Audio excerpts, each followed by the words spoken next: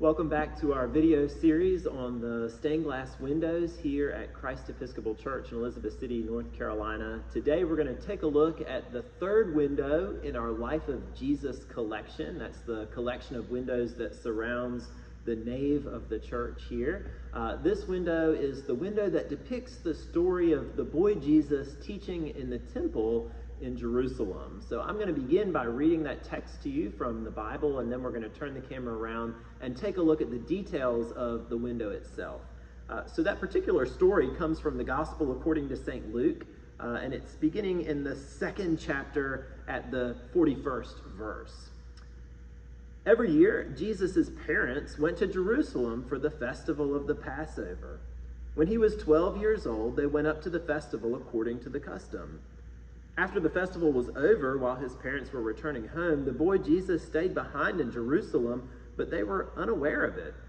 Thinking he was in their company, they traveled on for a day. Then they began looking for him among their relatives and friends. When they did not find him, they went back to Jerusalem to look for him. After 3 days, they found him in the temple courts, stirring among the teachers, listening to them and asking them questions. Everyone who heard him was amazed at his understanding and his answers. When his parents saw him, they were astonished. His mother said to him, "Son, why have you treated us like this? Your father and I have been anxiously searching for you." "Why were you searching for me?" he asked. "Did you not know that I would be in my father's house?"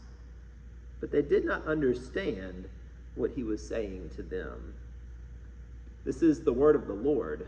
Thanks be to God. So let's now take a look at this window, which is one of the more unique stories in the scripture because it's one of the few times that we get a glimpse of Jesus as a child, Jesus as an adolescent. So let's take a look at this window and look at some of the details that it has in it about this story. I'm going to go ahead and turn this around. Again, this is the third window. So there's our Annunciation window, there's our Nativity window, and over here we have the boy Jesus teaching in the temple. I'm going to have to move over into the pew to get a good look at this window. So the first thing I want to point out, which I haven't talked about yet, is the style of these windows. These windows are called canopy windows. They're meant to form almost a canopy feeling over the heads of the worshipers. This is a style of window that was designed in the 14th century and became common in medieval churches. Christ Church is a medieval Gothic revival church, so although it was built in the 1850s, it's meant to make the worshipers feel as if they're worshiping in a church back in the 14th or 13th century. So here we have the window itself, and the other purpose of these canopy windows is to point us toward heaven. Notice that everything in this window points up. Look along the sides of the windows. You have these little spires that go up along the sides. Everything points up all the way to that angel at the top, that angel that's holding the 8-pointed star, the star that represents the Beatitudes. Again, his wings are pointed upward, his arms are lifted upward. Everything is pointing us up toward heaven, pointing us toward God. Now, as we move down into the second tier, notice that above Jesus, there in the center, there's the blue sphere, and in the middle of that, you have the 7-branched candelabra. This is the 7-branch menorah. Now, that represents the temple itself. This is where Jesus is teaching. The 7-branch menorah was in the tabernacle and in the temple. It represented God. It represented the light of God. In fact, it represented both human wisdom and godly wisdom, that the 6 candles on the sides represent the wisdom of man, but that 7th candle in the center is God, and it's from the light of God that all of man's wisdom comes.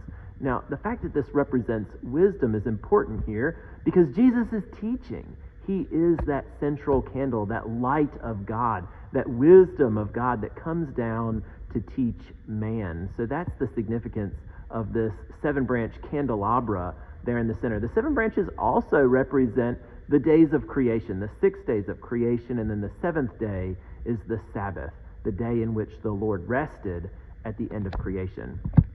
So let's take a look at the scene that we have here. Notice that we have Jesus, the young man in the top right corner. He's dressed in white, a symbol of purity.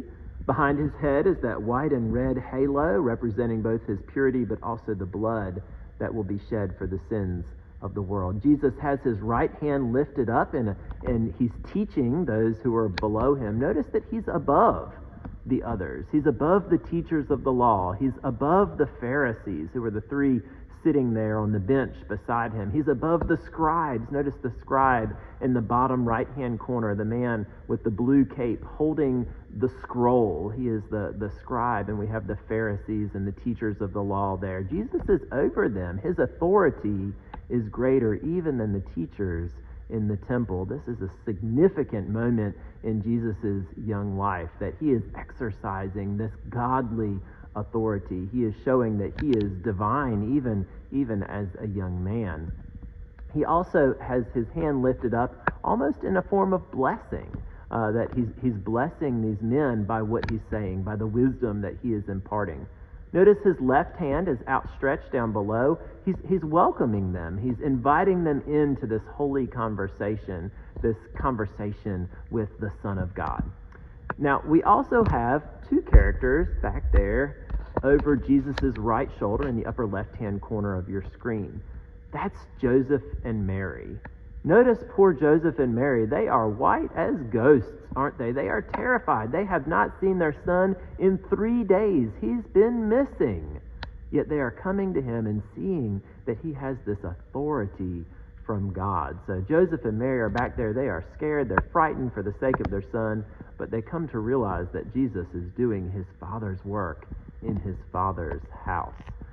So this is the story that we get here in this particular window. Now let's take a look down to the bottom. And here we have that familiar angel. The angel is kneeling in prayer, and the angel is holding something interesting. There in that red sphere is an upside-down torch, an inverted torch. And what that represents historically is mourning. It's sorrow. It's the extinguishing of the light. It's the sadness. Notice that angel's face is looking down. The angel's face is also very pale compared to some of the other angelic faces that we see in these windows. This is an angel that is mourning. And of course, the bottom tier goes along with the Beatitudes. And this is the second Beatitude. Blessed are they that mourn. Blessed are they that mourn. So here we have this angel mourning, holding the symbol of mourning over that beatitude. Blessed are they that mourn. And this does conclude our third window, which is the window of the boy Jesus teaching in the temple, the beginning of the second beatitude. Blessed are they that mourn. Thank you for joining us, and I look forward to seeing you back here for our fourth episode.